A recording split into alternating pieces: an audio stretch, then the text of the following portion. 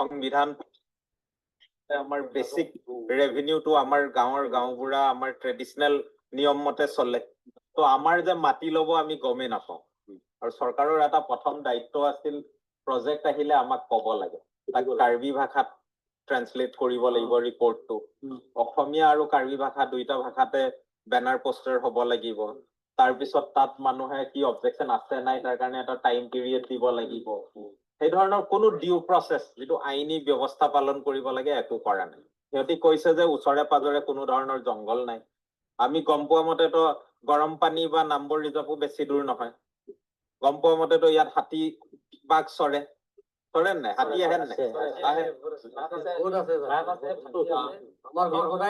সিহঁতি কৈছে একোৱে নাই হাতী চাতি একোৱে নাই ইয়াত কোনো ধৰণৰ জীৱ জন্তু মানুহ কাৰো এফেক্ট নহয় অকল 32 ঘৰ মানুহৰ উচ্ছেদ হ'ব বুলি কৈছে তাইখন লগা ৰিপ্লাই হিচাপতে ইয়াতে only 92.5 uncultivated মানে wasteland আছে কৈছে বাকি 7.8% হে আছে মানুহ মানে গাছ-গাছনি বাগান অলপ আছে কৈছে there is an act land acquisition act কৈ কিনে একটা আছে দেই তাতে আছে transparency number 1 number 2 হৈছে আমি খান land valuation পইলা আমি খান কি ক'ব লাগে ইমান দিবলৈ আছে আমি খান লগা beneficiary list to paper gazette of india তে পাবলিশ কৰিব লাগে নিয়মতে মাটি মালিক কোন কোন আছে আজি তো কিটো দিয়া নাই তো তাই খান লুকাই ৰাখছে কি আপুনি খান কোন দিন আমি খান কোন দিন নাই তো মাটি মালিক তাই খান কেএসসি খানে হৈ আছে I mean কেএসসি না তো এইটো কাৰণে আমি খান এইটো সব ওলাব গলে তো একটা কমিটি বনাই আমি খান ওলাব লাগিব এতিয়া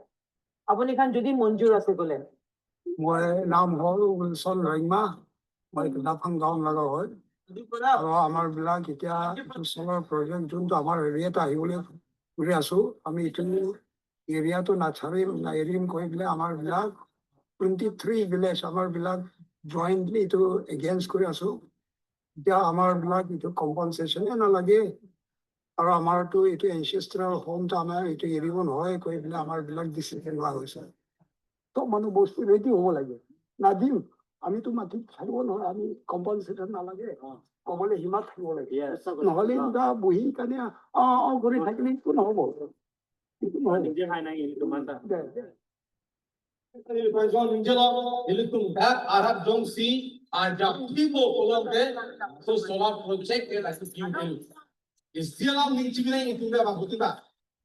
Asian development bank tu dia tangka kipije tu hal mungkin nam je tu अंतर्गत हम अपने हक के लिए लड़ सकते हैं बिल्कुल एकदम बढ़िया আমি ইটো মাটি এৰি কিনে ক'ত যাব মাটি এৰি কিনে ক'ত যাব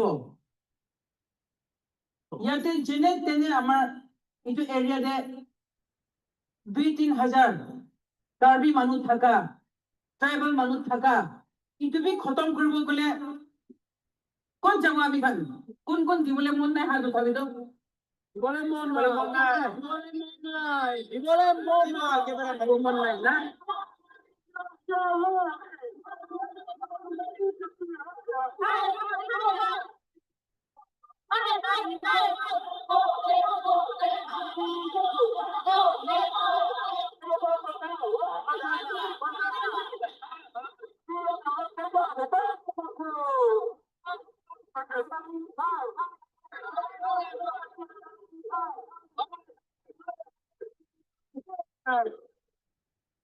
Somebody go back. IDB go back. Asian Development Bank go back.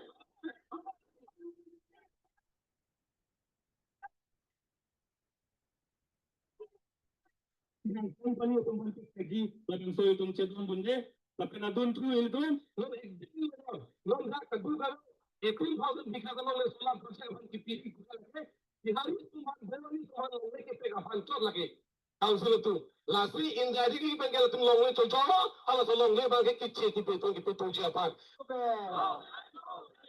go back everyone or mati no soliba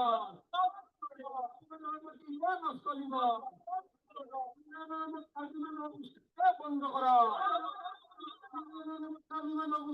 বন্ধ করা আমি 50,000 বিঘা হোক 10,000 হোক 18,000 হোক এক এনজিও আদানী আম্বানীক আমি মাতি নিদিওঁ এমপি ডিলিটি দুই মাসের যে কনফারেন্স নামা দম এটিপি go back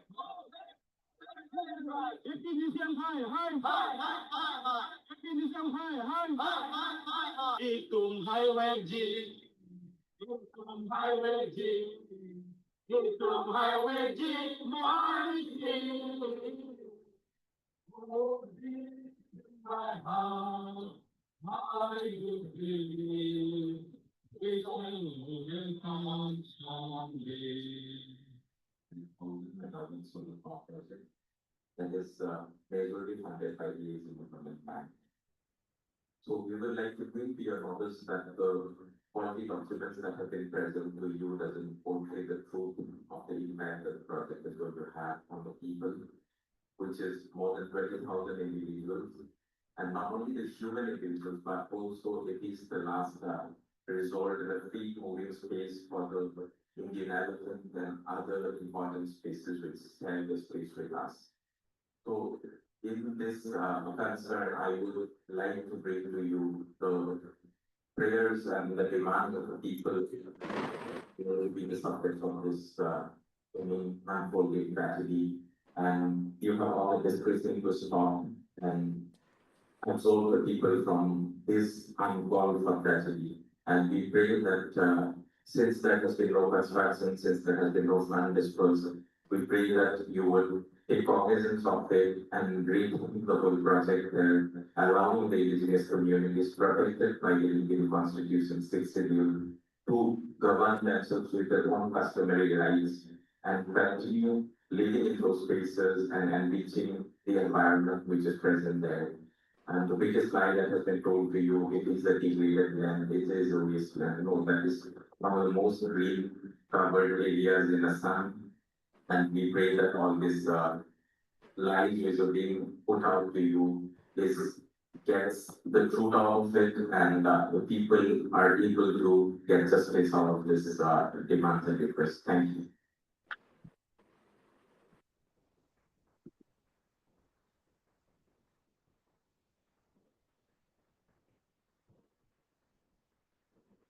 Thank you for watching this. This is a very short glimpse of the movement that was happening in Karbi Anglong and across various cities and towns. And we plan to make it into a larger documentary as the struggle is still not over yet. Before I get on to the webinar, let me just remind you some of the house rules.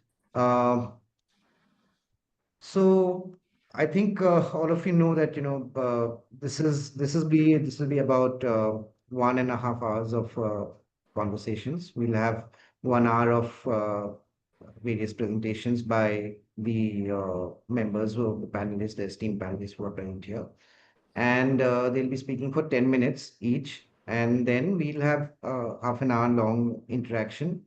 You can if you can see a raise hand icon below the video, yeah, the screen, you can click on that and also put your comments on the chat boxes. Also, please note that this is going to be live streamed, and we are also recording this entire thing for educational purposes. So, and also, if you don't wish to, name yourself and remain anonymous, you can do so by changing your name in the Zoom box. I'll without we don't have much time, so I'll start with what this webinar is all about, and what you saw in as the title, the Assam Solar Power Project Karbi Anglong is a 1,000 megawatt location solar power plant. It was proposed as a public-private partnership model with 50% financing by the Asian Development Bank. The ADB granted a loan of 434.25 million USD to Assam government towards the development of this project. Green energy or renewable energy represents a major leap and shift in the energy sector in which the solar has emerged as a key. Large areas of land are being acquired towards the objective of being fitted with solar panels across multiple places to attain 500 gigawatt target by 2030 set by the Indian government.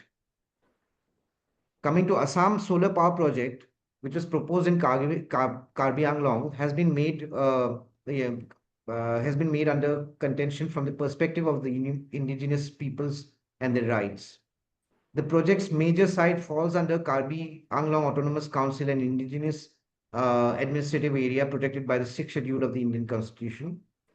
If this project comes up, it would displace 2,408 hectares of forest, agriculture, and village land, comprising of 24 villages, which is 20,000 or more people.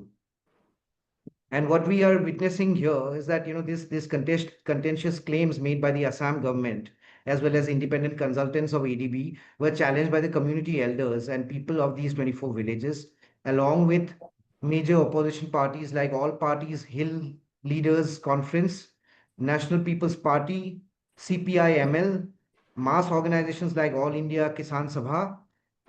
They opposed the project on the ground. And with the support of the local uh, village elders from Karbi, Naga, and Adivasi community, a committee was formed to challenge the Assam government as well as ADB's narrative to justify this solar power project.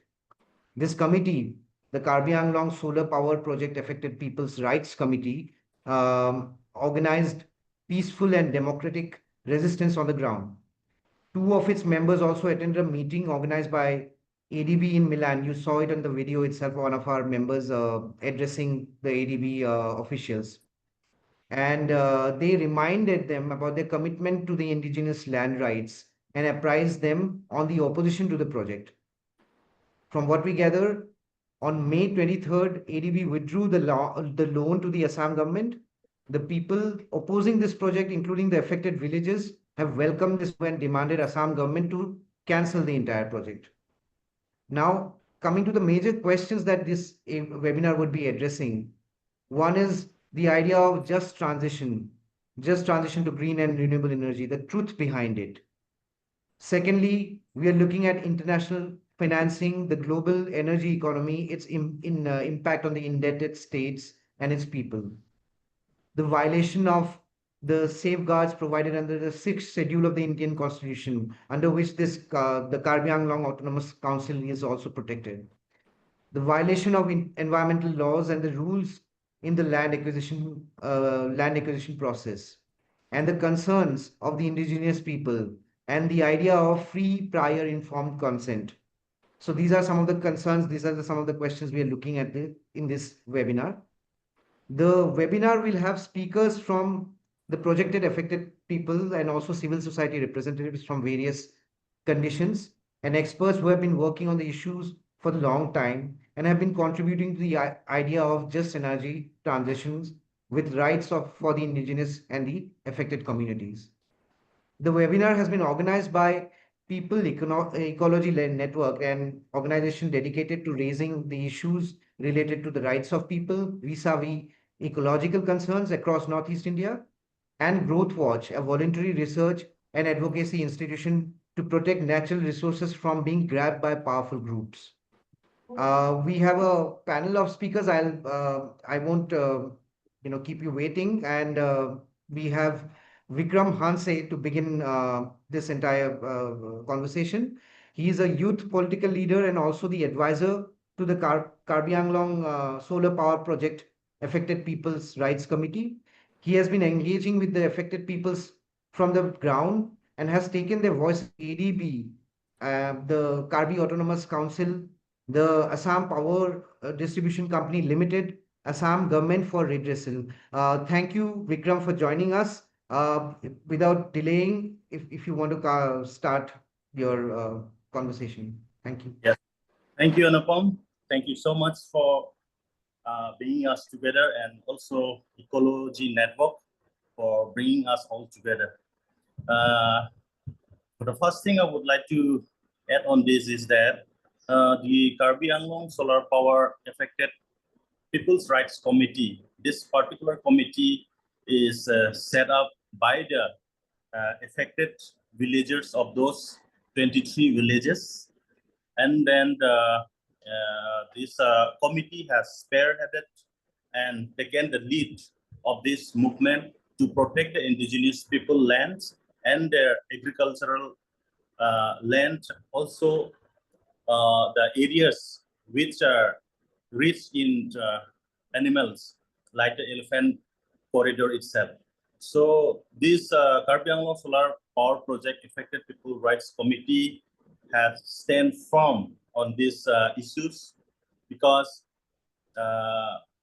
this particular project has violated that free prior informed consent to those villages. The villages doesn't know what exactly is going to benefit from the solar power project, and also what is going to be the disadvantage of this solar project. So we had been engaging with the villages, affected peoples, and then hearing their grievances and issues in the local in their areas that initiated the movement for the last 3 years. So in the ground, there has been a lot of confusion by the villages because the nodal agency called the APDCL could not aware the affected villages with the proper, following all the rules that they need to come up. That's the reason why the villagers were totally not aware of those projects. That's make the villages very fair about the project, and then the movement started, and then we have given also our petition to the local government, that is Karbi Anglong Autonomous Council, and also to the APDCL, the nodal agency to be the implementing agent, and also to the state government, the Assam state government, and also to other concerned department. But those petition and those memorandums which we were submitted were never looked into never looked into, and then never try to, take up the issue by the government side. That's at the end. At the end, we are very happy that the Asian Development Bank has an annual meeting at Milan on the last month of May, that is on 4th to 7th, which allowed us to attend the meeting that really helped us to, meet all the global leaders, the CSOs and the NGOs, and finally to our Asian Development Bank president, which we could exactly address our grievances before him, and then that shows that at least we have reached our goal to address our grievances. By that grievances, when we return back home on the 23rd of May, we came to know that the Asian Development Bank has cancelled the funding to the Assam government. That is very encouraging and very proud moment for all the affected villages, and that in that instances, the people are very happy, and then they are very secure that they will be getting back their own paddy fields and then their own plot of lands where they have been there for their ancestral period of time. But in reality now is that the state government as well as the local government, Karbi Anglong Autonomous Councils, they try to put it out again that even though the Asian Development Bank has cancelled the funding, by anyhow they are trying to bring funding agencies from the other sources. That was what the local government and the state government trying to push to those affected villages that create another fair psychosis to those villages, because they are really helpless at this point of time. And then that's why the Karbi Anglong Solar Project Affected People's Rights Committee started to move to the villages again, and then talk with the affected people, and also to the local political party to join hands and stop the project totally. That was what at present.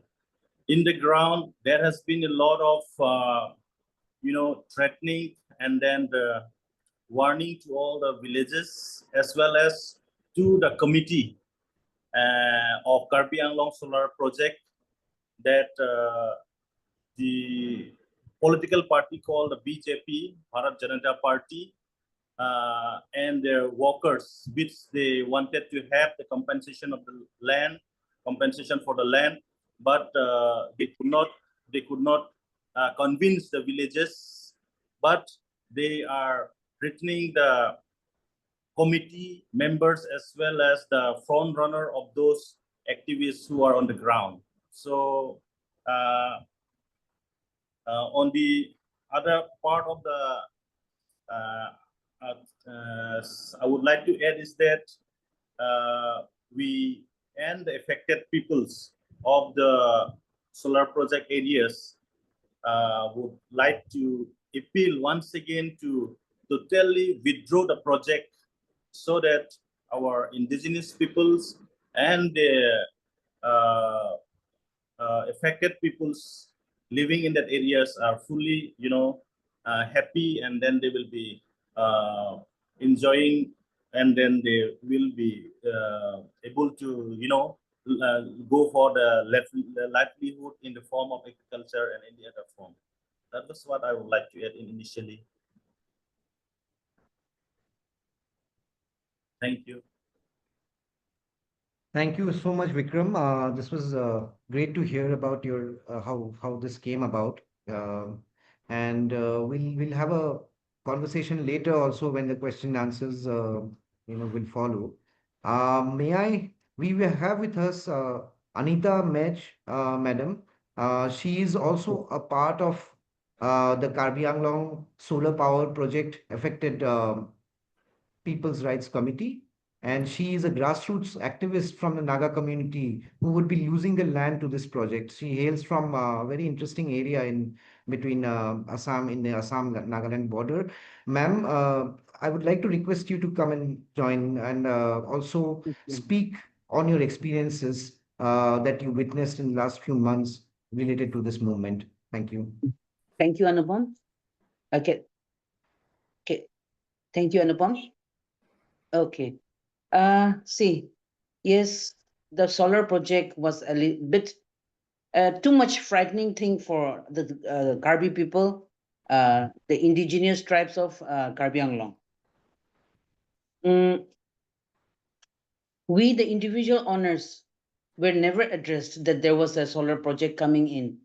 The Autonomous Council had approached the Gamburas, but the Gamburas are not the sole owners. They are just, a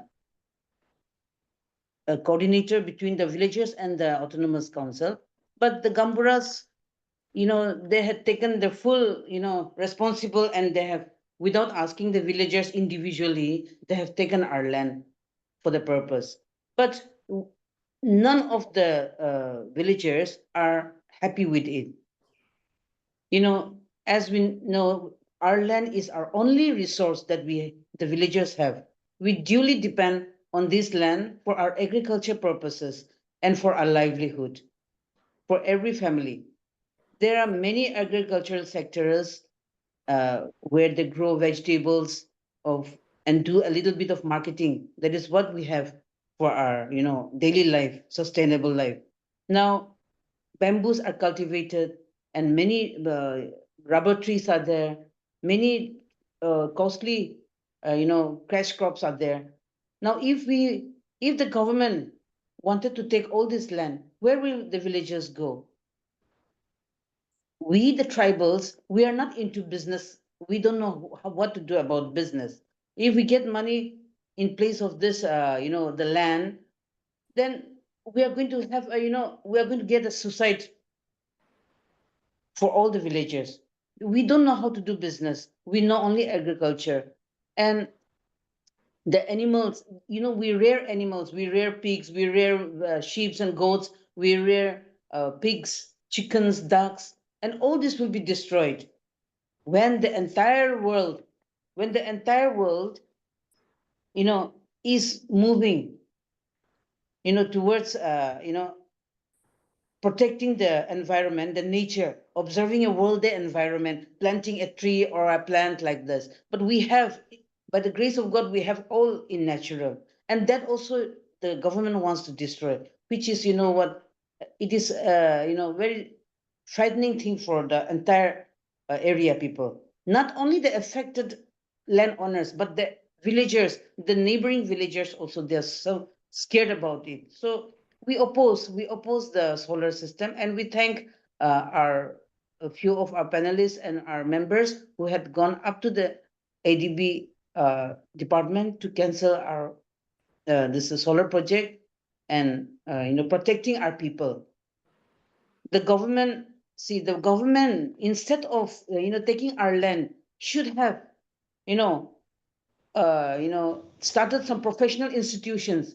We will never be employed. They say they are, trying to manipulate the people's mind, saying that we will be employed, students will be employed, people will be employed. But when we don't have that criteria to be employed, how can we get employment? We will be, only the, guards or security people.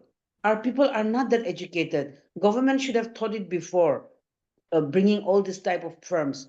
They should have, constructed more of the educational institution, professional institutions, so that one day or the other, when there is a big project coming up, the students, the children, their own, our own people will be employed. But this solar project has, affected everyone's mind spiritually, mentally. They were harassed. We were all harassed. I am also a landowner out there. I will never want to give my land. This is all our assets that we have for our grandchildren, for our future generation. So the impact that is going to be on this society, it is going to affect us a lot. So we don't want, now the ADB thankfully has objected to the fund that is going to be given. And we, in future also, we will never be wanting to give it to any private sector. Whoever is interested also, we will never do or die.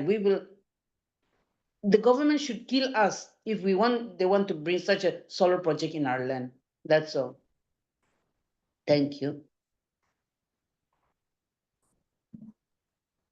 Thank you, Anita ma'am. This was really interesting to hear your thoughts on this movement and how you have engaged with it and resisted.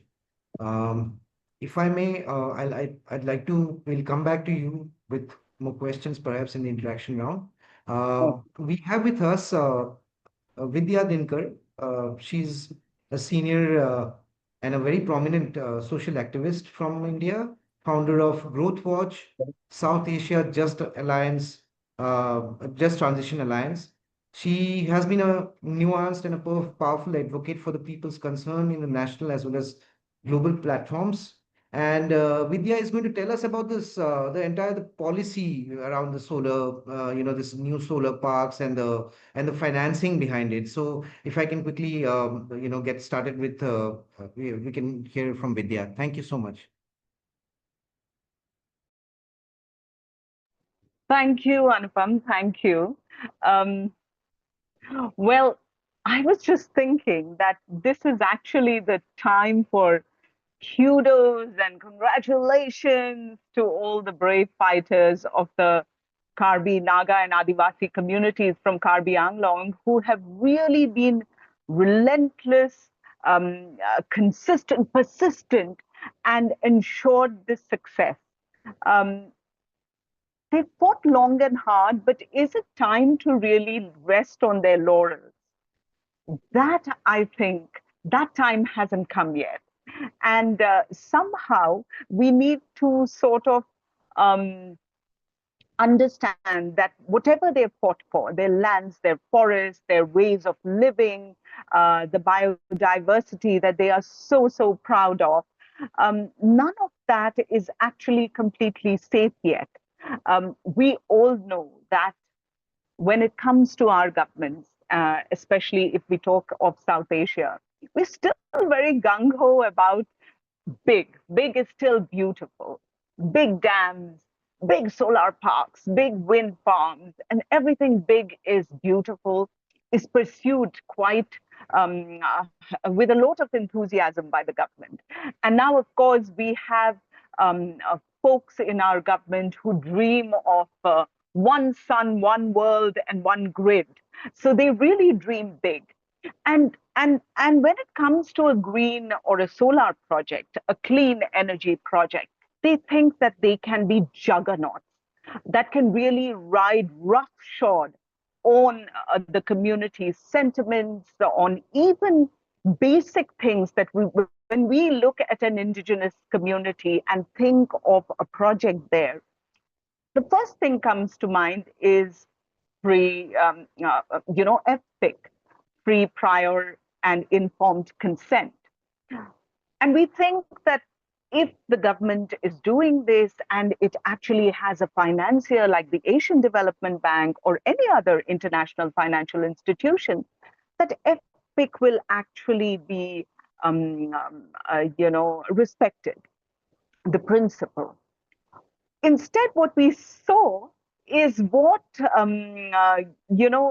one second, everybody is keeping on chatting. And because I'm thinking as I'm speaking, could you go a little slow on the chats because I tend to read them. Thank you. So I was thinking that because it's an IFI, we think that the Aphlc principle will be actually listened and adhered to. And yet what we heard from Madam Anita is that it wasn't. Instead, there was this whole manufacturing of consent where the government appointed village elders were so-called consulted and consent was taken from them. They're government appointees. Of course, they'll give you consent. And on behalf of the larger community that has been opposing this project from day one, from the day they even heard that such a thing might come their way, which is a good 2-3 years ago. And they've been consistent, as you saw with the little video that Anupam and team played for you, that they have been in the streets, they've written, they've petitioned, they've reminded, they've gone to the press, and they've really mobilized in such a way that they have exposed everyone, not just the friendly IFI financier, the ADB that has had to step back, but also the Indian government and how it has been going about its business of climate leadership that they like to project themselves as. So we know that there are no guardrails when it comes to a solar park project, even if it is a big, we know it's a big land grab, it's big biodiversity loss, and yet they do not need to do an environmental impact assessment. They do not need to follow the whole process, which our law usually has in place for projects. They do not have to even have an environmental management plan, just because it is a so-called green project. So really, we are getting false solutions being thrust down the throats of our communities across South Asia.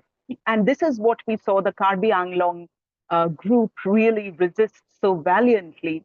And they've actually temporarily defeated the Goliaths. I don't think that they can celebrate too long. I think the kind of pressure that they have exerted till now will have to continue because they must stop the juggernaut and they must see that the biodiversity that they have preserved and enjoyed until now continues into the future. The other thing that they so wonderfully exposed through their really strong advocacy is how ADB, and we think that the ADB is a bank that has more feet on the ground in comparison with perhaps the AIIB, which is the other Asian bank, But here we saw they were totally exposed. They had gone just by what the project proponents or the promoters were saying. They hadn't done any due diligence, and all the stuff that we think that they will take care of was obviously neglected. It was when the community kept writing to them, met them online, met them in Milan, met all the board members, and pushed the case so very effectively that the ADB felt embarrassed, that the government of Assam and the central government had to take a step back. And therefore, we have been saying that the ADB has to be accountable on another level too, not just in seeing that their large projects that can have impacts on communities actually do not have adverse impacts, but also that when they exit from a project that has embarrassed them or they think that this is too hot to handle, then there has to be a responsible exit. What we have been seeing with the community and the leadership that has been opposing the Assam solar project is that there is continued surveillance, there is risks of reprisals that are very, very real and immediate to much of the leadership of the movement. And therefore, the ADB cannot just walk away with their hands up, but they need to sort of handhold the Assam government, the Indian government, in saying, if you want us to keep doing business with you, then you need to see that the communities who have opposed the project, and they are well within their rights to do so, should face no risks of retaliation, of reputational loss, because we are seeing consistently this kind of rumor mongering and throwing of darts, which are very difficult to shake off by the leadership of the Karbi Anglong Solar Power Project Affected Rights Committee. We call upon the ADB to actually have a policy and a robust plan for responsible exit. And we hope that the Karbi Anglong Solar Power Project Affected Rights Committee will keep going from strength to strength. And we, everyone today in this Zoom room, is completely with you all the way, and we will continue to be with you. Thanks, Anupam. Thank you, Vidya, for such great words of encouragement. I think this is going to go a long way, and it will cement the solidarity that we have between peoples. Um, After this, I want to move to Jiten Yumnam. He has joined us from Imphal in Manipur, um, which is also under an internet blockade, but he still somehow managed to join. He's the secretary for the Center for Research and Advocacy. He's a writer, he's a documentary filmmaker, and he works on the promotion of indigenous rights in Manipur. And he's been doing this for several decades. And one of the things that we kind of we want to know from him is how do the international financing mechanisms, big banks, how do they work in Northeast? And he's been tracking this for years now. So if he could share some insights on these organizations. Thank you so much, Jiten. Are you here? Yeah, thank you very much. Can you, just to confirm, can you hear me, Anupam? Yes. Yes, I can. I can. Yes, thank you. All right, all right. Thank you very much. I also wanted to extend my solidarity and solidarity from the rest of us here to the Karbi and the Naga and also other Adivasi and other indigenous communities, peoples in Karbi Anglong, for the successful resistance, and also, for the timing to at least stop the mega solar park in Karbi Anglong. This is quite a moment that we should also reflect on, and I also take note of what Bikram just shared earlier, also as to how the government, the project authorities are now trying to find additional source of funding, other than ADB to pursue the project. And I think this is something that we really need to reflect, and probably this may be something that probably we cannot stop here, and probably somehow need to find a better way to advocate and also to understand what exactly happening. Of course, ADB has stopped funding for this project, but then it's also good that we reflect on what happened to other solar project in Karbi area again. The Bimimak the other project as well, the solar project in Karbi Anglong area, where the Azure private company is very much heavily involved in Assam, with a lot of controversy again around land rights violation, the complete undermining of the environmental integrity, and also complete unaccountability of the project proponents, and in addition to the threats and intimidation to the affected communities, Bikir Bamuni, I think that's where the project was initiated. And it's also good to reflect why what actually happened there. This may also link to this may also help in further strategy and advocacy as well, because if you look at the Azure solar plant in Karbi area, we know that Azure, who funded Azure company, there's a whole range of finances to Azure, including the IFC. IFC is the International Financial Corporation, which is a private sector lending arm of the World Bank. So it is very much involved. And then you also have this financial institution called the Proparco. This is a French government external financial arm, lending arm. And then you also have the FMO. FMO is a Netherlands, external financial lending arm of the Dutch Netherlands government.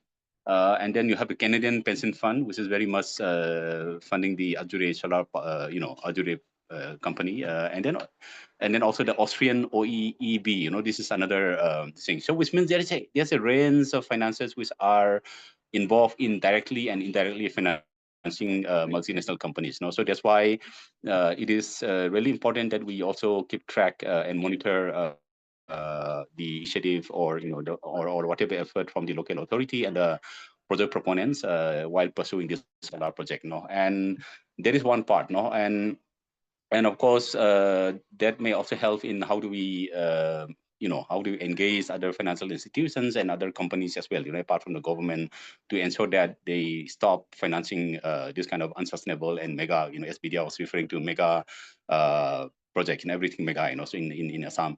That is one part. And also I also wanted to highlight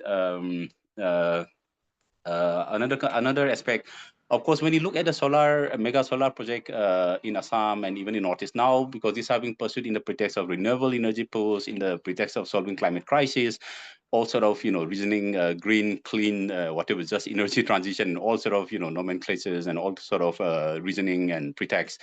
But I think it's really important for us to also carefully monitor and also carefully assess some reality, basic reality, even in Northeast.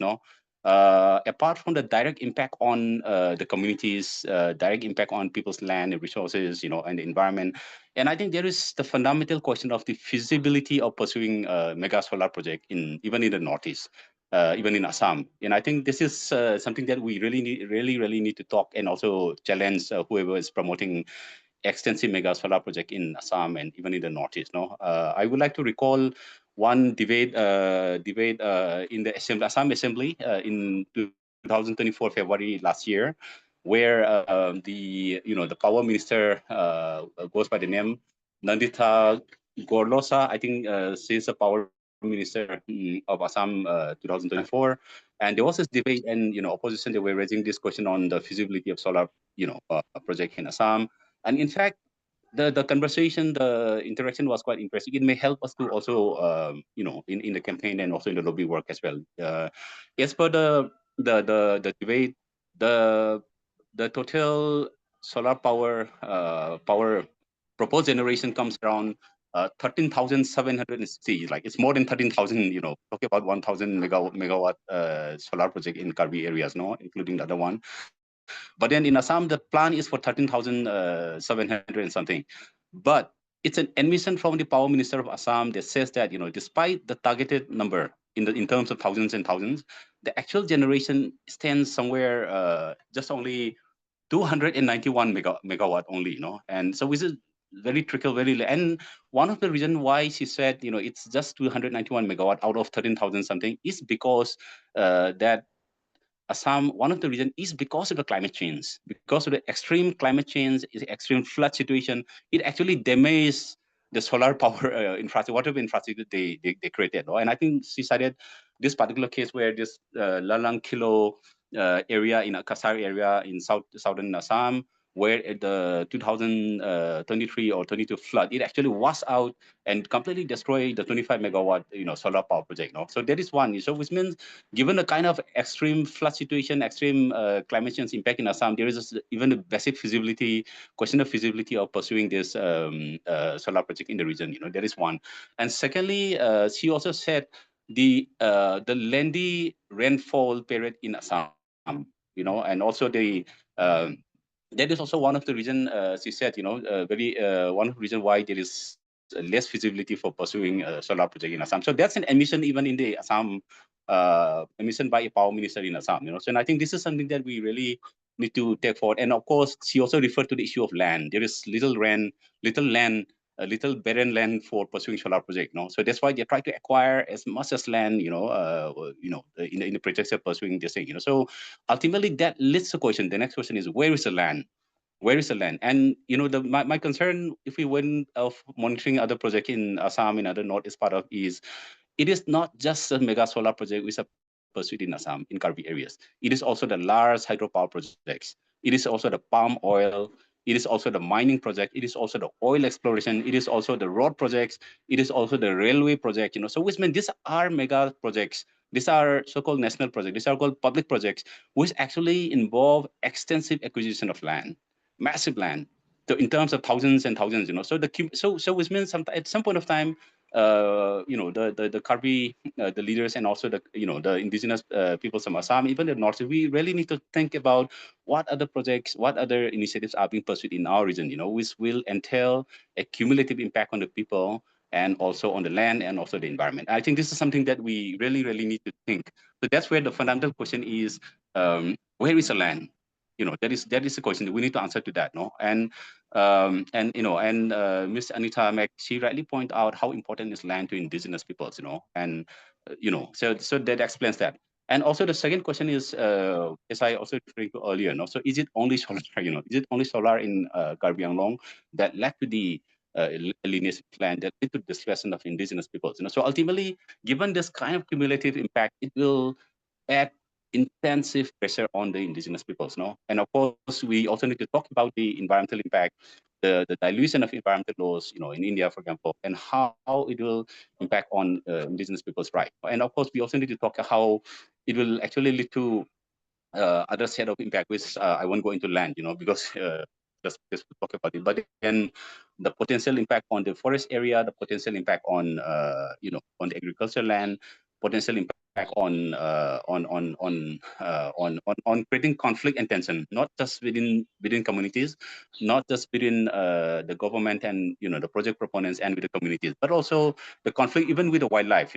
Like Assam is particularly prominent in Northeast because of the animal-wildlife conflict. And I think these are initiatives that will actually intensify and aggravate the kind of tension at the tension and conflict multiple level. And I would also like to point out this aspect about this climate because sometimes we also need to demystify this entire concept of mega solar power project and also the mega large hydropower project, mega dam project. How these are being pursued as solution to climate change in northeast part of India, especially including in Arunachal, in Assam, even in Manipur. So I think we really need to debunk that idea, because if we look at this particular project, this Jitin, Assam could you, mega solar. sorry to interrupt, Jitin, but could you wrap it up in like 1 minute? Thank you. Okay, Yeah, sure. could you wrap? Yes, I'll just add this point. If we look at the climate change, because these are supposedly to combat mitigate climate change, but in fact, the extensive acquisition of land, agricultural land, the extensive acquisition and destruction of forest area, that will actually create more emission of greenhouse gas, so which will ultimately worsen the climate change in the region. And I think this is something that we really need to flag off. And finally, I would from our side, we extend our solidarity, and also we would urge all, even the government of Assam, and also the concerned project proponents to listen to the community, to take the free prime from consent, and also to respect the community's voice and demands. And ultimately, the question is whose development should be for the region? Should be a development led by the people or by the corporate. Ultimately, this mega solar project, as Vidya is referring to, is all about serving the interests, the needs, and the profit motives of the corporate multinational companies, at the expense of the people's right, at the expense of the destruction of the environment. So ultimately, we really need to ensure that the people's voice, people's rights, and people's development agenda are put at the first at the foremost agenda. And finally, to ensure that the corporations, the multinational companies, the financial institutions which are aggressively involved in Assam, in northeast part of India, they should be held accountable. And in fact, there is very limited mechanism to hold the multinational companies and also the all sort of financial institutions accountable. And also to ensure that not even a single community, no community should be targeted. There should be no reprisal, there should be no intimidation to community, asserting their rights, asserting the defense of their future, asserting the collective developmental wish and aspiration based on the rights of indigenous peoples. Thank you very much. Thanks, Jitin, for this wonderful take. Uh, I would like to move to our next speaker, who's joined us from Nepal. Thank you so much, Pravindra Shakya, for joining us. He's the convener of Asia Indigenous Peoples Network on Extractive Industries and Energy, founding director of Community Empowerment and Social Justice Network. He is an indigenous activist from Nepal with long-term experience in working with international mechanisms, financial institutions for the right of the indigenous communities across Asia. Thank you so much, Praveen, for joining us.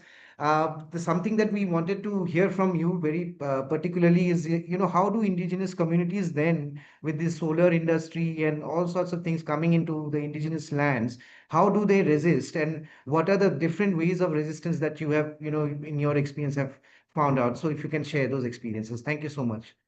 Yeah, Jojalapa, namaste everyone. Thank you, Anupam, for that kind introduction. And I thank the organizers for having me for this webinar, particularly Pranab for being a strong defender, strong leader, activist all along, and also extending the kind invitation for this webinar.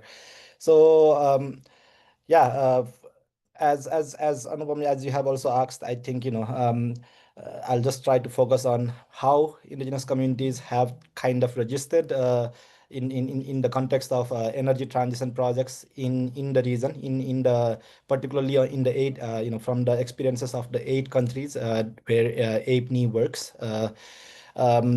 So firstly, I think there is I think what we should definitely note, and I think it has also been noted by earlier speakers, is that transition or energy transition projects have not been just for indigenous peoples and other communities, marginalized communities. In the context, in the works of AAPNI 2, what we have seen when we have with the communities or the defenders, that we have provided sub grants or financial assistance and technical assistance for international advocacy over the last 1.5 years, for around 20 sub grants that we have made, or 20 campaigns or defenders that we have supported. Most of them are in relation to energy transition projects. As Jitin has already pointed, these are hydropower projects, hydropower affected communities, hydropower project affected communities, or offshore wind energy project affected communities in South India. These are also communities affected by mining of critical minerals such as copper, silica, and nickel in Indonesia, Malaysia, and Philippines. And also, we see that in Indonesia, even geothermal plants, which are often powered by coal, are also proposed, or are also being pushed as energy transition projects. Yeah. So when when indigenous communities are impacted, their lands are impacted, their resources are impacted by these projects, it adds actually a layer of difficulty to oppose these projects, because the governments or the promoters get an additional kind of argument to make that these are projects needed to tackle the ongoing climate crisis. Yeah. And that is where often these kind of projects also get an additional layer of shield from any criticism. Yeah. That is also the experience of many communities, in many indigenous and other communities in Nepal, whereby hydropower is being pushed aggressively by the government, development actors, private hydropower is seen as the means of prosperity. So the communities who are opposing these hydropower projects are seen as anti-development, anti-national, and I think these are experiences across the region, across the countries. The other big challenge that we see is that like in most countries in Asia, is that indigenous peoples continue to be unrecognized, not recognized as distinct groups with collective rights over their lands, territories, and resources, with collective rights to self-determination, and with rights to free prior and informed consent about decisions that are made that impact them. No. So in this context, I think the resistance have taken a lot of forms, from ground resistance, underground resistance, to litigations, to resistance during elections, like to try to see which political forces could help them. But at the same time, as with the experience of the solar park affected communities in Assam, many communities have also taken their advocacy to the investors, particularly the multilateral development banks, because we continue to see that these multilateral development banks push harmful projects in the name of energy transition. Yeah. I would like to particularly note one community that we have been working with, the Tanahu hydropower project affected communities, who struggled for years to raise their concerns about inadequate land compensation, about disrespect for their free, prior, and informed consent by the authorities and the project implementer, which is a state-owned enterprise, the Tanahu Hydropower Limited. But in the context of the Tanahu hydropower project, it was only when the communities could take their fight to the Asian Development Bank and the European Investment Bank, that are co-financing the project along with JICA, Japan International Cooperation Agency. These authorities and the project implementer even started coming to talk with them. No. The same is the experience of indigenous Pocholiok communities in Indonesia, that have also taken their that have also filed a complaint with KfW, German Development Bank, to raise concerns, to assert their right to free, prior, and informed consent in the context of the expansion of the Ulumbu geothermal plant. Based on all these experiences, we have continuously been asking the multilateral development banks that they need to diligently apply they need to diligently respect the right to free, prior, and informed consent of indigenous communities in the projects that they finance. But time and again we see that the FPIC exercise only becomes a tick box exercise. The requirements for FPIC from these banks are still not at par the international human rights standards, including the ILO Convention 169 and the UN Declaration on the Rights of Indigenous Peoples. The indigenous leaders, indigenous communities have been asking that these FPICs should be required for any project that is implemented in indigenous territory, not only when those projects impact their lands and resources and may displace them or may impact their cultural heritage. No, but that is still a long fight. But at the same time, on the other hand, it is, besides the reactive resistance, the other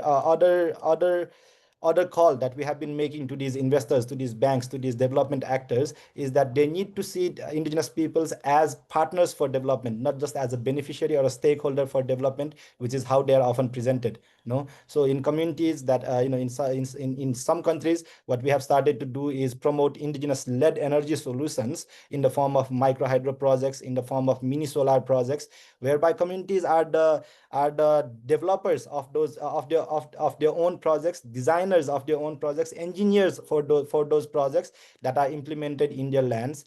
Of course, these in the communities that we are working with in these Asian countries, these projects are small scale or local level projects that are not utility scale. But what we have also seen is in countries such as Canada, USA, Australia, indigenous nations there, First Nations there, or Native American communities there, Aboriginal communities there, have even been able to set up their own utility scale projects, and even set up their own energy companies, that have been a way of asserting their self-determination over their lands. So I think that is also one way that we could continue our struggle to not just be a passive kind of receiver of external projects, but also to design these development projects or solutions that we want to see in our lands, so that we can assert control over our lands and resources before any harmful external projects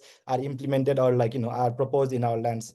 I think that's where those are the two particular experiences of resistance that I would share. But I would definitely like to end, or give some parting thoughts that based on the experience, or in line with the experience of the Assam Solar Park project affected communities too, indigenous communities continue to fight all across Asia to assert their right to free, prior, and informed consent for any project that impacts them, along their right to free, in line with their right to self-determination, which includes the right of the communities to either to not only be consulted, but also to say yes or no to any project that impacts them.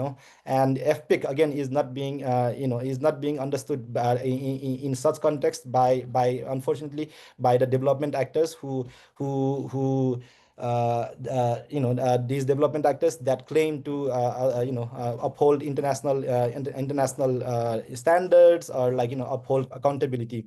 And secondly, I think that, and this is the last thought, secondly, indigenous communities again across Asia and across the world have been asking for more direct, adequate, and flexible climate financing for them to implement their own solutions in their lands. And I think that is again another way of resistance for indigenous communities that we have been trying to achieve. Hopefully, in the coming years and decades, we'll see more indigenous solutions being promoted, so that we become the deciders of our own fate. Just one last thing, I congratulate the Assam Solar Power Project affected communities for their victory. Although we are also hearing that there are still challenges to overcome in the coming days and in the coming months and years. And on behalf of APNI, on behalf of myself, we stand in solidarity with the communities in Assam, as well as other indigenous communities in Asia, in their fight for their rights, in asserting our self-determination over our lands. Thank you again, Anupam, and thank you for having me. Thanks so much, Praveen. This was really an amazing, the way you have told us about how the resistance can be organized. This is a great thing. I want to just take a moment to tell the audience who've been listening to us very patiently. Our chats are enabled, so you can put your questions in the chat. And we also have a document. If you can see the chat box, please add your questions for panelists and solidarity messages on the slides. We'll address them after the speeches by the panelists. So please keep them coming. You can click on the Google Doc link to put the questions up, or you can also raise your hand, and our technical team will take a note of this. I'd like to take this opportunity to move on to our next speaker, who has joined us from all the way from Philippines. Her name is Joanne Gulao, and she's the coordinator of the Environmental and Human Rights team. She's a part of the Indigenous Peoples' Rights International, and she's going to tell us about how she's seeing this movement from, and she's been also following us, our work too. So let's hear from her. Thank you so much, Joanne. Yeah, thank you so much, everyone. Yes, indeed, it's very overwhelming and inspiring listening to our previous speakers, but especially to the experience of Assam. Again, thank you for organizing this very important discussion. Of course, the experience from Assam is a strong statement of indigenous people's critical role in all these overlapping global crises that we are facing, the climate change, biodiversity loss, and sustainable development. Again, this has strongly give the statement that indigenous peoples are a critical demographic at the intersection of climate change, biodiversity goals, and sustainable development. Um, as we all know, states are having decisions to adopt policies and actions to create just transitions regimes with respect to addressing climate change, biodiversity loss, and sustainable development. And these are taking place simultaneously at different processes. We have heard of the UN FCCC and the Convention on Biodiversity, where they're all trying to connect all this development of decisions at the international level. But meanwhile, narratives to extract minerals and transition to renewable energy and even use artificial intelligence or other technologies are also being pushed by the governments, by private sectors, and yeah, mostly investors as important strategies to be adopted, and thereby societies must accept this, the idea that extraction of minerals is inevitable, even to the extent of social and environmental harm, is a dangerous narrative. Again, we are being put in this difficult situation. Many of us indigenous communities are globally facing significant threats to our land, livelihoods, human rights, as development projects, including renewable energy initiatives, encroach into our territories. And this often involve lack of consultation, land grabs, environmental damage, and violence against us defenders. And despite these enormous risks, indigenous peoples and other activists across the globe continue um, to mobilize to protect their rights, territories, and just to also reiterate what has been shared in many of the studies, indigenous peoples carry much of the burden for preserving the environment, protecting and caring for about 1/4 of Earth's land surface, as indicated by institutions such as the World Bank study. At least 24% of the above ground carbon in tropical forests and up to 80% of the world's remaining biodiversity are found in the lands and territories of indigenous peoples. And these same territories of indigenous peoples, as suggested by recent study, holds more than half of the energy transition minerals and metals, which the same territories are being eyed by governments, investors, and private sectors as a resource to exploit, to address climate change, biodiversity loss, and to attain sustainable development. Again, we are seeing exploitative activities happening in our territories, often infringing on our rights to information, public participation, and our basic right to free, prior, and informed consent. But nonetheless, as what we saw in the experience of Assam and many activists around the globe, we continue to work tirelessly to increase pressure on government and companies in the global north for them to take biodiversity loss and climate change seriously. On the surface, it might look that these colonial powers are taking responsibility, but many of them are still abandoning attempts to restore biodiversity by promoting militarized forest conservation models in the countries of the global south. Similarly, the shift to renewable energy, the current trajectory of energy transition is actually posing threats to us indigenous peoples because this colonial power still fails to meet the criteria of justice, social equity, and environmental stability. And indigenous peoples are still experiencing an increasing trend of criminalization and attacks, as we have also noted in the experience of Assam. Whenever they speak out against the imposition of these mining activities and energy projects that violate their rights. And obviously, this is happening on both ends of the renewable energy value chain, including mining of transition minerals and renewable energy projects. So yes, indeed, for us indigenous peoples, we still continue to call the attention of the government and private sectors to treat us as equal partners with dignity for development.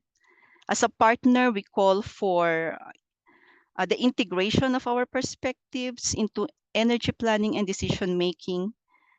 And when we say our perspectives, that includes our culture, our life ways, and also to uphold our fundamental right to free, prior, and informed consent.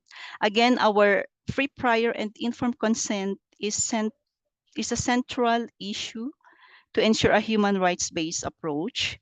This is not just a process for governments and companies to comply with. It is not just for us to say yes or no, but it is actually a basic right that protects and fulfill our other rights, like our right to this self-determined development and our right to keep our lands. And I think just also an insight from our community leaders who have spoken earlier. I think, yes, we are here at this stage that we continue to say our own stories, to address the narratives that are being propagated by all these powerful, governments, investors, and private sectors. Let's change the narratives that they are manipulating to fit their interests. So yes, again, I also say my sincere congratulations to the efforts and to the initiatives that we saw in the successes of Assam movement as they deal with the ongoing issue of the solar power project.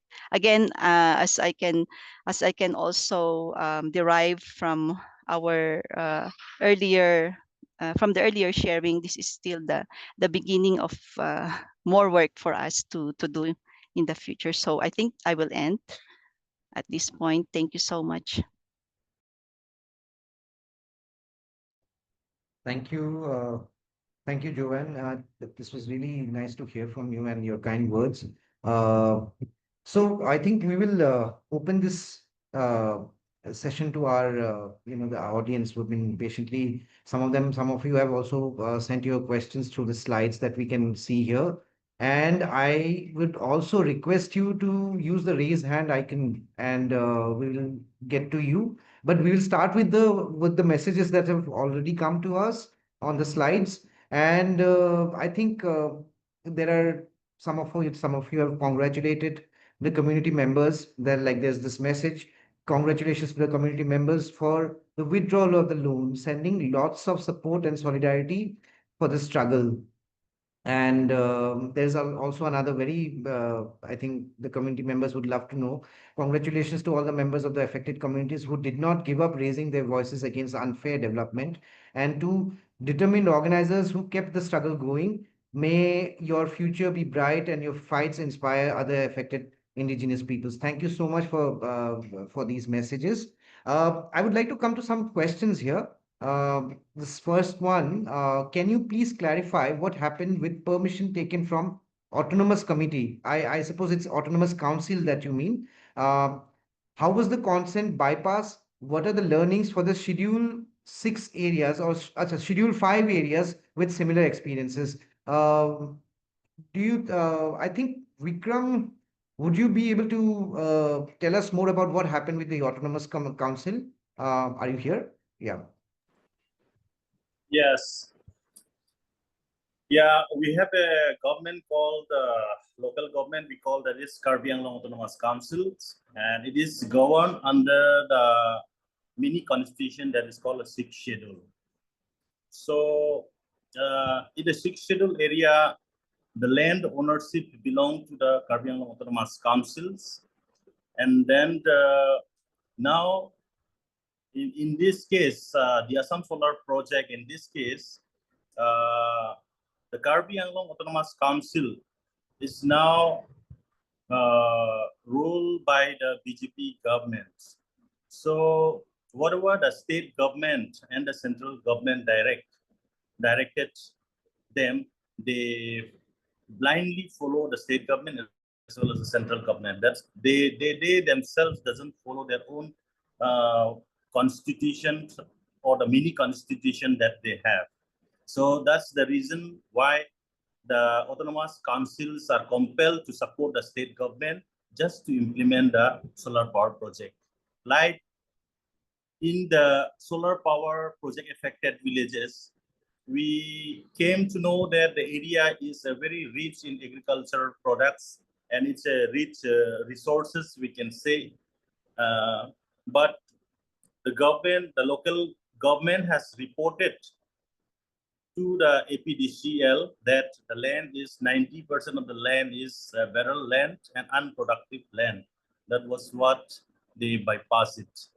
So it is very heartening for the local government that they could not exercise, but they just listen from the state government and bypass the ground law that we have, that is called a sixth schedule. Yeah. Thank you, Vikram. I think these are some of the learnings that we can share also. Can I have the slide back up, please? We can look at the other questions also.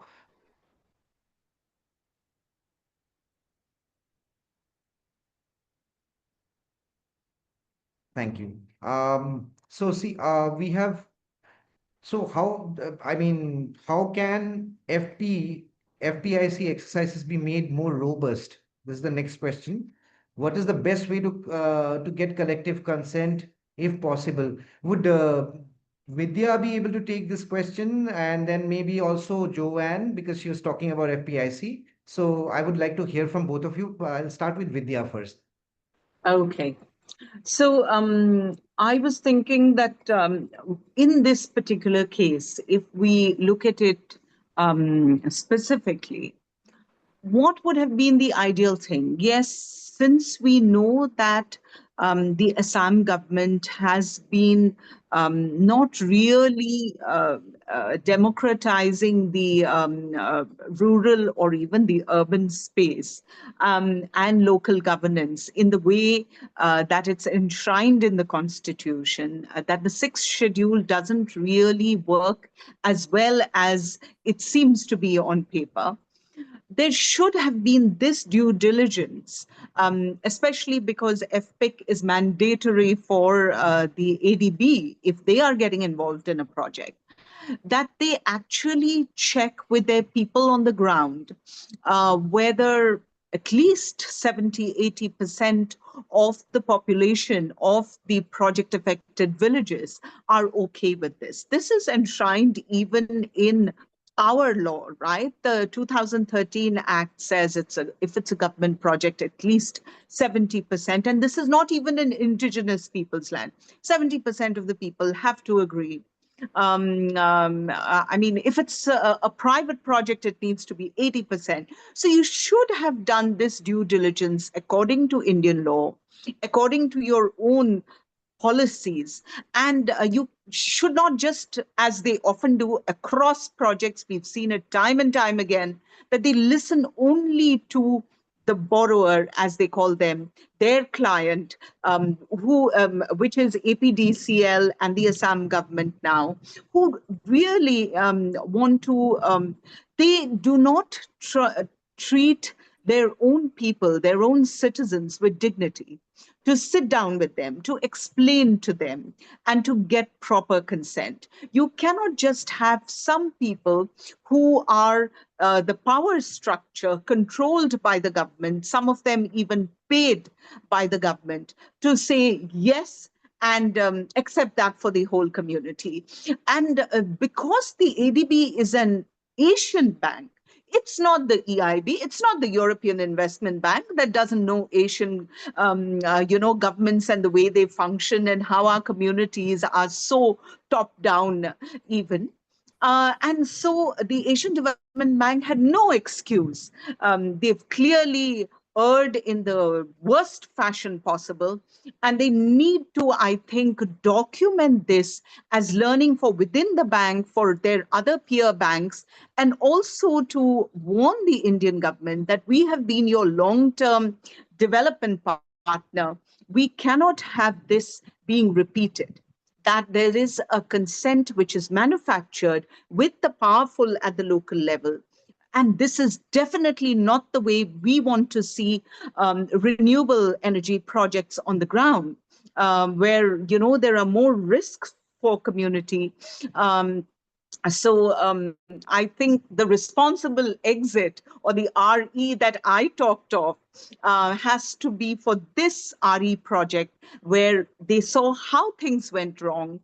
They right these wrongs, and they see that they do not get into any other renewable RE project from now on, which is not community centric, doesn't have the okay from the community, is not democratically put in place with the consent of the majority in the area that it's coming in. Yeah.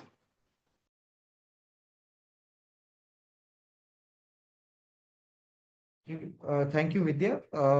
This is great to hear from you. Can I have Joanne quickly add to this? I mean, what because she was talking about FPIC. I'll also come to Praveen because Yeah. he's worked on it, worked on FPIC and also trying to like improve. So after Joanne, it's Praveen. So can I hear from Joanne also on this? Yes. Thank you so much once again. Yeah. Again, free, prior, and informed consent. It is very important for us to really understand that this is a right for us indigenous peoples. We should understand FPIC from the rights perspectives. It's not always, we should not see it like as how the mainstream society look at it as stakeholder consultation. Again, free, prior, and informed consent provides a mechanism to protect indigenous peoples from exploitation and ensure that development projects do not negatively impact their lives, cultures, and our traditions. So by requiring our consent, it means they're acknowledging our rights and they're respecting our rights as indigenous peoples, our right to decide on how our lands and resources are to be used, and which is a key aspect of these resources are to be used for our own development.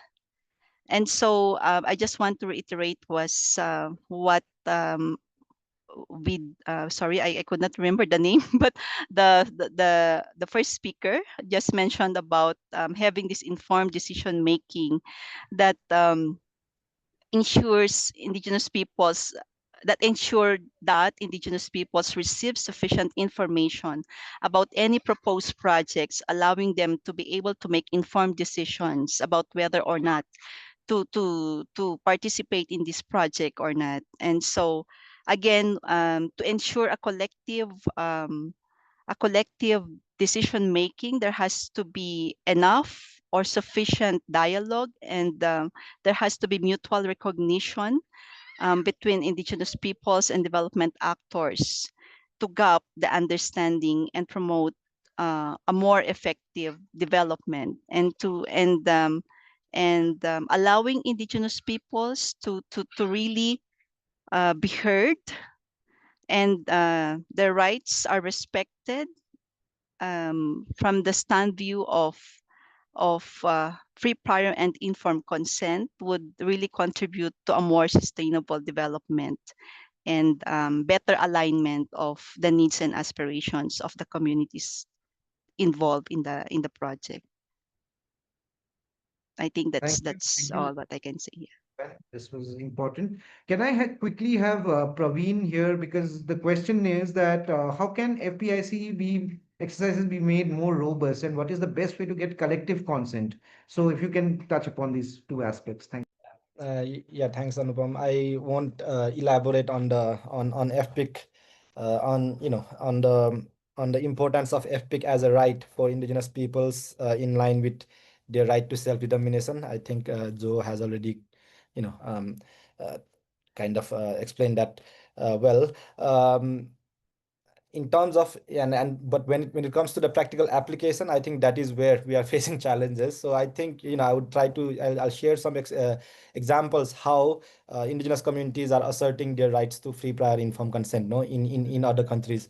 In many countries such as Malaysia and others, including in Nepal, what we have seen is indigenous communities have have not started, they have been doing this for a while, have developed and adopted their free, prior, and informed consent protocols to to to to to kind of to kind of put it explicitly how they should be consulted and how their decisions should be respected. Yeah, in the context of Nepal, um, indigenous communities in Western Nepal that have been affected by a transmission line, Marshangdi Corridor transmission line, that was financed by European Investment Bank, have kind of outlined extensive consultation processes that need to be undertaken as part of their as part of their right to free, prior, informed consent. In that, they have outlined that there should be consultations with women, there needs to be consultations with youth, there need to be consultation with the traditional decision making structures, not only one public hearing that the project implementers or the government authorities often do when they want to implement a project, no. And if even after all these consultations the communities say no, then the project should not go ahead. That is what they have put explicitly in the FPIC protocol. The same has done, the same practice has been also done in Malaysia earlier, whereby they have even written down their customary laws, that these are the customary laws of these communities that need to be respected when you are consulting with us or planning any project in our lands, no. So these FPIC protocols again could be let's say a practical tool to kind of guide these people who don't know FPIC or don't know how to implement FPIC, through the perspective of FPIC. In another example, I would say, I think this is personally inspiring for me, and I've been talking with a lot of communities in Nepal to even replicate this in Nepal.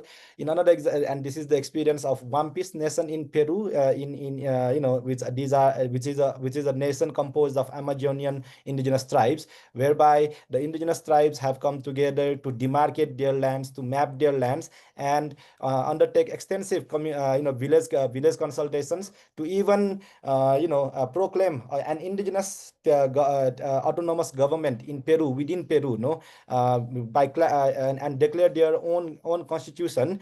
They did that again because they were facing a lot of reprisals, a lot of challenges from logging companies, mining companies that were coming to loot the Amazonian river and the river banks for and harm the communities from their resources, no.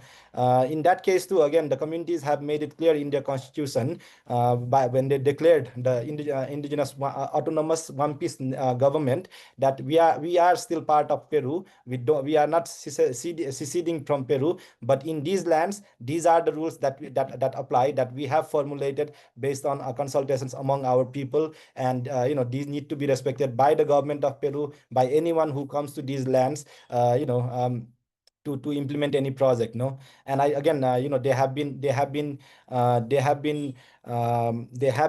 implementing these laws, regardless of the support from the government of Peru or not. They have been kind of doing guarding their forests, their lands without any guns, but they are homemade or like traditional weapons. And I think it's high time that many communities in this region also start asserting their autonomy, their self-determination, and their right to free, prior, informed consent, based on these proactive tools or proactive assertions. Yeah, thanks, Anupam. I hope that was useful. Thank you. Thank you so much, Praveen. Actually, Praveen has also shared the FPIC protocol and it's there on the chat. So I request the audience to kind of download it, and I think this will be a very useful resource for the community. There's a question that I wanted to also like address over here. It's there on the chat. What will be the next steps in communities' advocacy for sustainable energy infrastructure development, if possible, share in this space? So I think I would like to go to again Vidya, if you can, and then also if Jiten can very quickly add 2 points in that. Vidya, can you tell us more on this? So the question was what the community should do, is it? I didn't see it in the chat. I'm sorry, you're on mute, Anupam. That's usually a good thing, but not right now. Yeah, okay, thank you. I read it out. Oh, it's there on the chat. Okay. Yeah. I can see What it. will be the next steps in the community's advocacy for sustainable energy infrastructure development? If possible, share in this space. Okay. So, we are in love with things that are small. Okay. And if they are community owned, and therefore, if the community feels that there is a deficit of electricity, energy, whatever, then I would say let's go in for community owned small scale solutions. It could be something so simple as rooftop solar, agrovoltaic solar. All of these are easier than ruining elephant corridors, people's homes, removing villages just for solar panels to be put up in large fields. Instead of that, let's think differently. Maybe solar along the highway. Other options that are community friendly, community led, community owned, and really that kind of ownership of RE solutions that allow for a dignified existence as the community pleases is what we look forward to. And the community has several ideas. Why does the government think that it knows best? It clearly doesn't know best. It's stuck with its head in in the past. There's no reason for them to keep pushing these large, non-friendly, non-citizen-centric solutions down the throats of our communities. So we are telling them, hello, all these are old hat ideas. Take them away. We know how to manage our lives. We've done so fabulously till now. That's what we heard very clearly from Anita and Bikram, both of them. And I think the Karbi Anglong community clearly knows that there are options that they can exercise when they think it is the right time.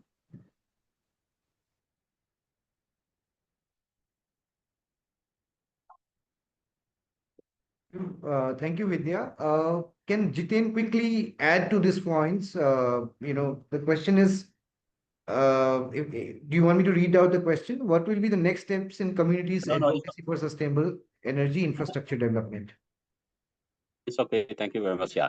Um, I mean, it's all about alternatives, no? And I think the communities are already expressing a lot of alternatives already, alternatives, energy solution that is community oriented, as Vidya was referring to, and I think that is very much part and parcel, and also not just to the community, but also energy solution that is sensitive to the climate change impact, and also something that can also uphold the environmental integrity in Assam as well, because we cannot go for energy alternative that destroy the environment and the forest and and destroy people's life and this thing.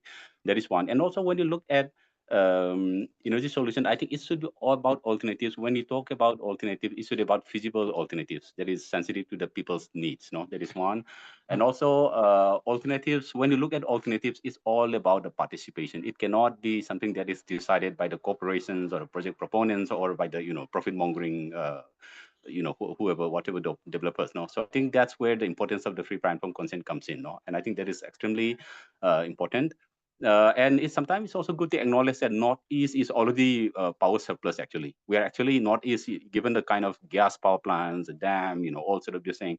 It's a power surplus. This thing. So why should we go for mega mega. It is not just solar park. If you see the Northeast cumulatively, there are so many mega solar projects and also dam projects, which are being pursued in the region, which are very unsustainable, destructive, and just saying, something that is, despite the alternatives, important. And finally, as I also reiterated earlier, it's extremely important for part of the community advocacy to also closely monitor any financing initiative from the government. ADB has stopped for this project. That's good, but in Northeast, if you look at the energy financing lens, the World Bank is very much active. The Asian Infrastructure Investment Bank is very much active. And then there are several other bilateral financiers, starting from JICA, starting from Proparco, FMO, Dutch, DEG Germany, KfW Germany, So there are a lot of financiers, including private equity funds, and it's really, really important even for the community and also, the community, those supporting the communities also to closely monitor with what the government is trying to embark on the financing part. Yeah, I think that is extremely important. And then of course the importance of consolidating the unity and solidarity and sustaining the community resistance and effort. I think that's extremely important. Thank you. Thank you. Thank you, Jitin. And I think we have also, there are interesting links about FPIC resources shared by Praveen on the thing.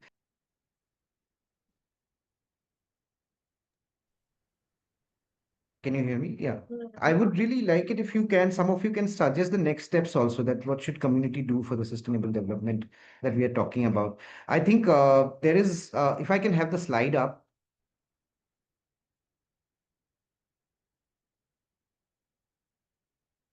Yeah.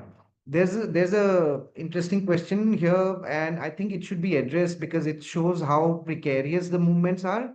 Um, and I would really like the community representatives to kind of make our audience understand the threat of violence which is there. So this question is related to, multiple people mention about the threats and violence which is probably there or not there. What has been the nature of these threats, and now how have the communities handled them? This is in context of the Karbi Anglong solar power project, and what kind of threats you have faced. So if I can start with Anita, can you tell us about the threats that you faced on the ground while raising this issue? Are you there, Anita? Can you hear me?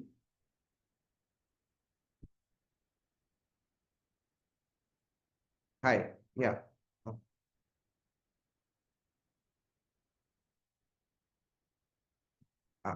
I think you have to, yeah. Yeah. Can you hear me now? Yes. Yes, I can. Okay, okay. Yes, there were so many threats, threats from, I should say, political rivals also. And then, since their government want to bring this project, they were threatening the villagers not to host any meeting, and they were threatening the villagers not to object, not to oppose the solar in several occasions. And of course, the other day we were having an trying to have a meeting with our leaders and all the villagers, affected villagers, but the government has again opposed uh, to have a meeting. We had a very tough time, but the administration and even the police tried to stop our meeting with the villagers. And yes, many things were there. Even in the villagers, those who supported the uh, solar affected landowners, they were also threatened in the night. Uh, so by many individuals, those who are wanting the solar to come, there are few. I feel it's a pity that these people don't understand what is the effect that is going to happen. They, maybe the government has also asked them, told them that they will be paying a good amount or do something like that. So we were affected a lot. The people were frightened. They were even to cross the village also they were scared. Our boys, those who are objecting or opposing the solar, they were scared to move around also. So even meetings were, disturbed. The government also, the Autonomous Council had even sent the administration to stop any meeting that is opposing the solar. So that is how we faced. Yeah. Thank you, Anita. Thank you for sharing this. And this is really disheartening to know the kind of threats that you are facing. I think Vikram also would like to add, because Vikram has been under a lot of he's faced a lot of flack from a lot of people telling him, calling him, threatening him. I've heard those stories. So Vikram, could you share, and how do you process it? Yeah, this is really hard time for all of us, especially the Karbi Anglong Solar Project Affected Committee members. Especially they are the first group of people which is very much threatened by those in favor of those solar project. So in the last few days, we have been mobilizing in the village and we have been engaged with the people and sharing our success story that the ADB has canceled the funding with the villagers. We are about to do one program to interact with those affected peoples, affected villagers. But on that preparation of that program, I was very badly threatened verbally by those supported by those autonomous councils that saying that I'll be hang upside down if I were there for the meeting.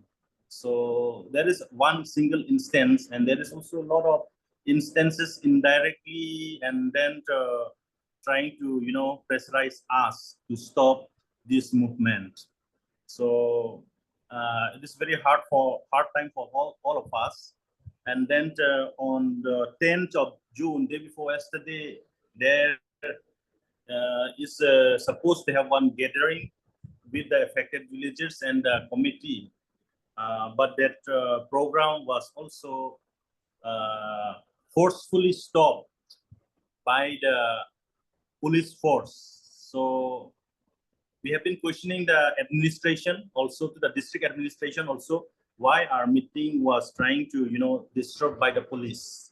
So they could not reply us. They could not give us the rigid answer why they have to, stop our meeting.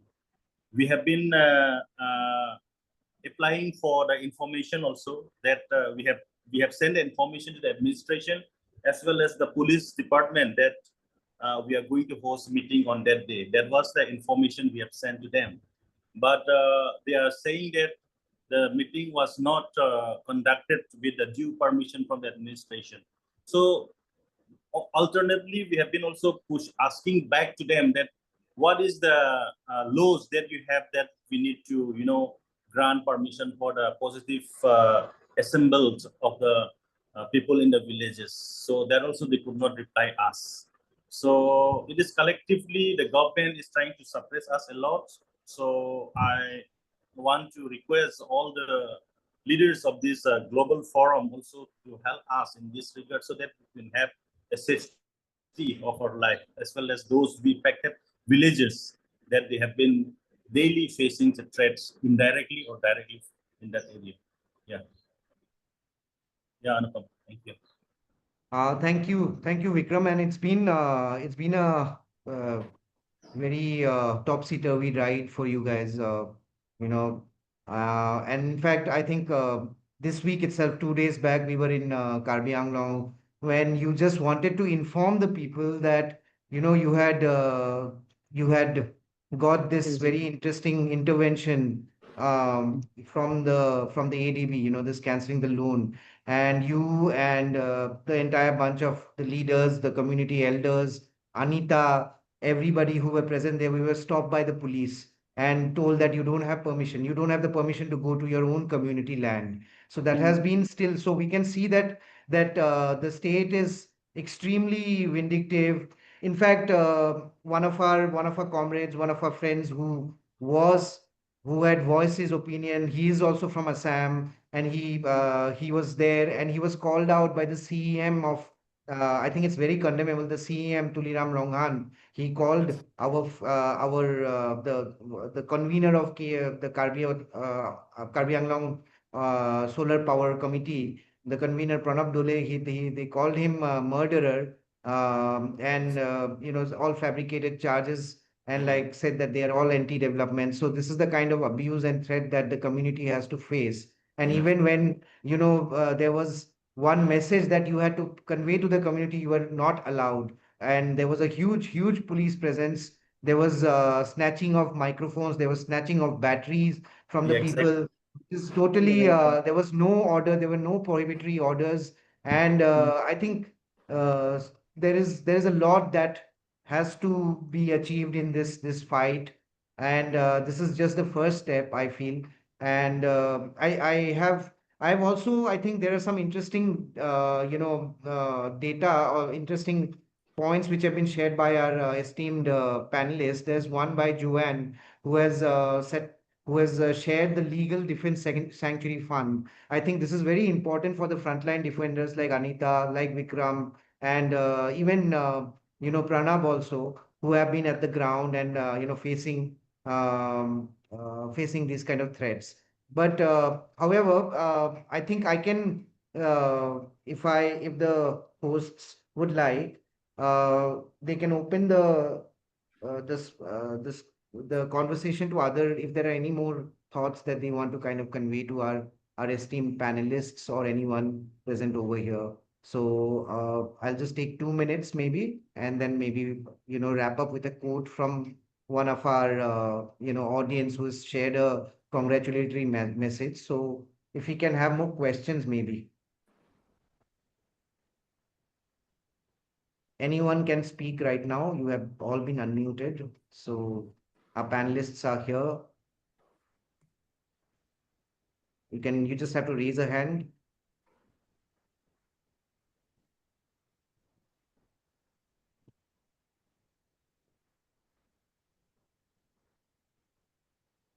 Vikram, anything that you want to add? Thanks. Great.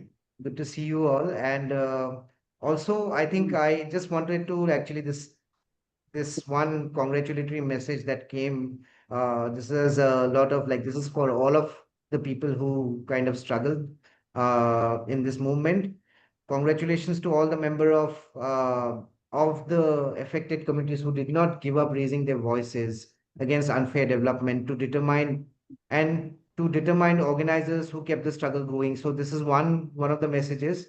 Then other one, the congratulations and heartfelt love and solidarity to Assam Collective Action, and also to everyone who's living for a better future for future generations. Because of your examples, we are already experiencing a world of love and compassion. So this is, I think, this is what we take home with us. And I really want to thank all of you, all the audience, the panelists who have joined, who spent some time with us, shared your views, your precious resources also. And I also want to thank the community members who were there, who have attended this. Uh, Anita, you want to add something? Anupam, there's a message from the villagers. I'll Okay. just read it out.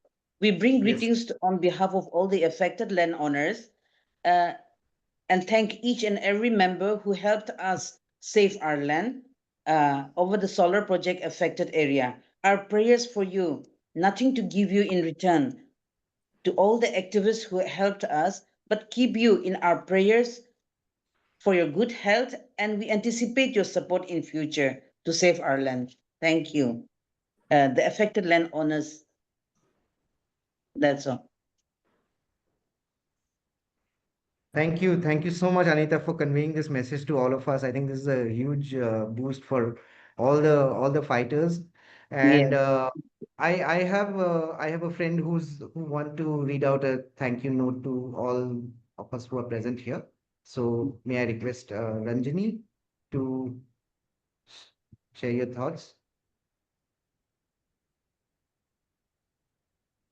Hello, everybody. Thank you so much. It was a lovely sharing by all the panelists, all the speakers, and thanks much to Anupam for holding the fort together and moderating it for us. I hope you had, all your questions answered and about this very long but finally successful attempt to get them to get out from the loan. But like you heard from them, the battle is far from over. All the speakers, especially Bikram and Anita, thank you so much, Jiten, Pravin, and Joanne as well, Vidya. You're my teammate, but thank you so much for doing the session. Like they said, continue to support them. Now is when they need a lot of support, because it's only the loan which has been withdrawn, and there's much to do before the project itself is either withdrawn or does not impact the Kabi Anglong lands, right? So there is a lot more to do and a lot more solidarity with the people. And thank you for this session. Thank you so much. Thank And you. just to add, we will also send you the recording and all the information if you have signed up with your email. Otherwise, you can feel free to leave it in the chat in the next couple of minutes. Thank you. Thanks, Anupam. And Thanks. thanks to the audience for being so wonderful and with us till the end of this. And we hope that you will remain with us in the long fight ahead, because the ABB might have moved out, but the solar power project will still be live, pushed by the Assam Power Development Corporation. And that's a long fight that is still needed to be fought with all solidarity and support.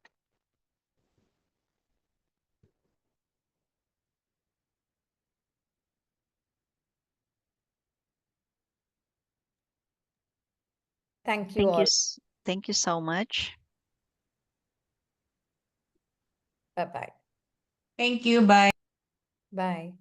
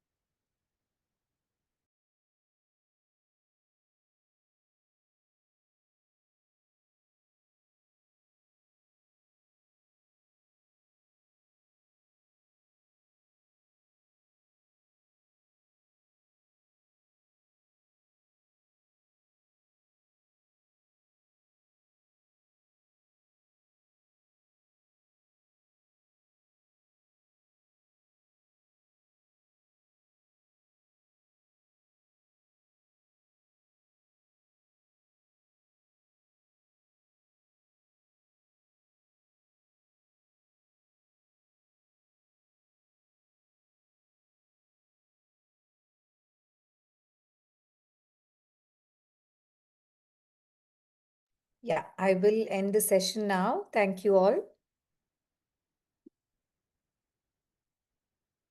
Thank you for attending. Bye-bye. Good evening.